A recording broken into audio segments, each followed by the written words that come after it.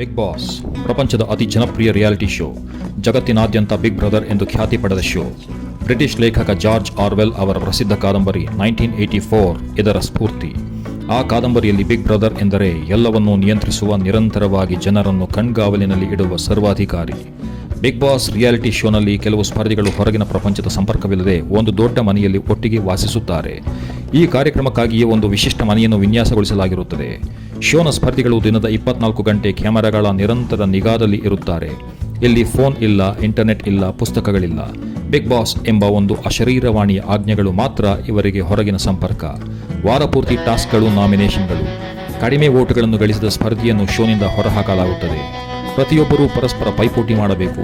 ಪೈಪೋಟಿಯಲ್ಲಿ ತಮ್ಮ ನಂಬಿಕೆಗಳು, ಮೌಲ್ಯಗಳು, ಮಾನವೀಯತೆ ಎಲ್ಲ ಬದಿಗಿಟ್ಟು ಸ್ವಾರ್ಥ ಮೃಗಗಳಂತೆ ಹೋರಾಡಬೇಕು. ಕೊನೆಯವರೆಗೂ ಉಳಿದು ಜನರ ಓಟಿನ ಮೂಲಕ ಗೆಲ್ಲುವ ಒಬ್ಬ ಸ್ಪರ್ಧಿಯೇ ಈ ಶೋನ ವಿನ್ನರ್. ವಿಜೇತರಿಗೆ ದೊಡ್ಡ ಮೊತ್ತದ ನಗದು ಬಹುಮಾನ ನೀಡಲಾಗುತ್ತದೆ. ಸ್ಪರ್ಧಿಗಳ ಮನಸ್ಥೈರ್ಯ, ಸಾಂಘಿಕ ಹೋರಾಟ, ಸಾಮುದಾಯಿಕ ಮನೋಭಾವ, ವಿವಿಧ ಜನ ಮತ್ತು ಸನ್ನಿವೇಶಗಳಿಗೆ ಹೊಂದಿಕೊಳ್ಳುವ ಸಾಮರ್ಥ್ಯ, ದೈಹಿಕ ಮತ್ತು ಮಾನಸಿಕ ಸಹಿಷ್ಣುತೆಗಳ ಪರೀಕ್ಷೆ ನಡೆಯುತ್ತದೆ. ಜನರು ಒತ್ತಡದ ಪರಿಸ್ಥಿತಿಯಲ್ಲಿ ಹೇಗೆ ವರ್ತಿಸುತ್ತಾರೆ, ಹೇಗೆ ಗುಂಪು ಕಟ್ಟುತ್ತಾರೆ ಮತ್ತು ಹೇಗೆ ಜಗಳವಾಡುತ್ತಾರೆ ಎಂಬುದನ್ನು ನೋಡುವುದೇ ಇದರ ಮುಖ್ಯ ಉದ್ದೇಶ. ಇದು ವೀಕ್ಷಕರಿಗೆ ಪ್ರತಿದಿನದ ಸಂಪೂರ್ಣ ಮನರಂಜನೆ ನೀಡುತ್ತದೆ. 1999ರಲ್ಲಿ ನೆದರ್ಲ್ಯಾಂಡ್ನಲ್ಲಿ ಈ ಶೋ ಆರಂಭವಾದಾಗ ಇದನ್ನು ಸಾಮಾಜಿಕ ಪ್ರಯೋಗ ಎಂದು ಪರಿಗಣಿಸಲಾಗಿತ್ತು. ಇಂಥದೇ ಪ್ರಯೋಗದ ಕುರಿತಾದ ಜಿಮ್ ಕ್ಯಾರಿ ಅಭಿನಯದ English cinema the Truman show super hit ಆಗಿತ್ತು. ಸಿನಿಮಾದಲ್ಲಿ ಟ್ರೂಮನ್ನ ಇಡೀ ಜೀವನವೇ ನಿರಂತರವಾಗಿ ಪ್ರಸಾರವಾಗುತ್ತಿರುವ ರಿಯಾಲಿಟಿ ಶೋ ಆಗಿರುತ್ತದೆ. ವಿವಿಧ ಹಿನ್ನೆಲೆಯ ಜನರನ್ನು ಸಂಪೂರ್ಣ ಏಕಾಂತದಲ್ಲಿ, ಒತ್ತಡದಲ್ಲಿ ಇರಿಸಿದಾಗ ಅವರ ಮಾನಸಿಕತೆ, ಪರಸ್ಪರ ಸಂಬಂಧ, ಗುಂಪುಗಾರಿಕೆ ಮತ್ತು ಸಂಘರ್ಷಗಳು ಹೇಗೆ ರೂಪುಗೊಳ್ಳುತ್ತವೆ ಎಂಬುದನ್ನು ವೀಕ್ಷಿಸುವುದೇ ಇದರ ಹಿಂದಿನ ತಾರ್ಕಿಕ ಕಾರಣವಾಗಿತ್ತು. ಇಂದು ಇದು ಮನರಂಜನೆ ಮತ್ತು ಸ್ಪರ್ಧೆಗೆ ಹೆಚ್ಚು ಒತ್ತು ನೀಡುವ ಟಿವಿ ಕಾರ್ಯಕ್ರಮವಾಗಿ ಮಾರ್ಪಟ್ಟಿದೆ. ಈಗ ಇದು ಜನರ ಓಟು ಮತ್ತು ಗೆಲುವಿಗಾಗಿ, ಹಣ ಮತ್ತು ಖ್ಯಾತಿಗಾಗಿ ನಡೆಯುವ ರೋಚಕ ಆಟವಾಗಿದೆ. ಭಾರತದ ಅನೇಕ ಭಾಷೆಗಳಲ್ಲಿ ಬಿಗ್ ಬಾಸ್ ಈಗ ಜನಪ್ರಿಯ ಶೋ. ಇದನ್ನು ಆಯಾ ಭಾಷೆಯ ಸೆಲೆಬ್ರಿಟಿಗಳು ನಡೆಸಿಕೊಡುತ್ತಾರೆ. ಹಿಂದಿಯಲ್ಲಿ ಸಲ್ಮಾನ್ ಖಾನ್, ಕನ್ನಡದಲ್ಲಿ ಕಿಚ್ಚ ಸುದೀಪ, ತೆಲುಗಿನಲ್ಲಿ ನಾಗಾರ್ಜುನ, ಈಗ ಜೂನಿಯರ್ NTR, ತಮಿಳಿನಲ್ಲಿ ಕಮಲ್ ಹಾಸನ್, ಈಗ ವಿಜಯ್ ಸೇತುಪತಿ, ಮಲಯಾಳಂನಲ್ಲಿ ಮೋಹನ್ ಲಾಲ್, ಮರಾಠಿಯಲ್ಲಿ ಮಹೇಶ್ ಮಾಂಜ್ರೇಕರ್, ಈಗ ರಿತೇಶ್ ದೇಶ್ಮುಖ್, ಬೆಂಗಾಲಿಯಲ್ಲಿ ಮಿಥುನ್ ಚಕ್ರವರ್ತಿ ನಡೆಸಿಕೊಡುತ್ತಾರೆ.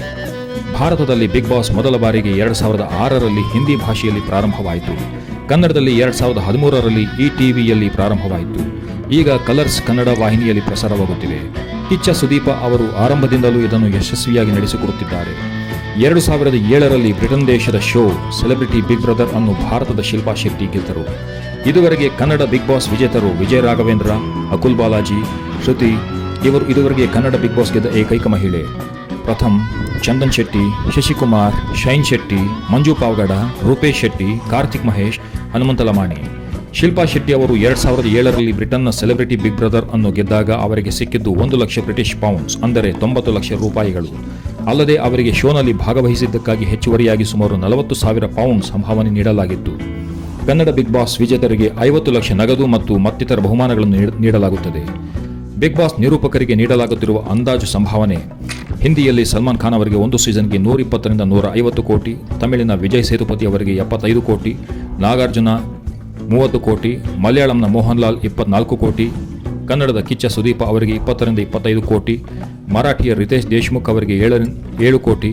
ಒಟ್ಟಿನಲ್ಲಿ ಬಿಗ್ ಬಾಸ್ ಎಂಬುದು ಕೋಟಿ ರೂಪಾಯಿಗಳ ವ್ಯವಹಾರ.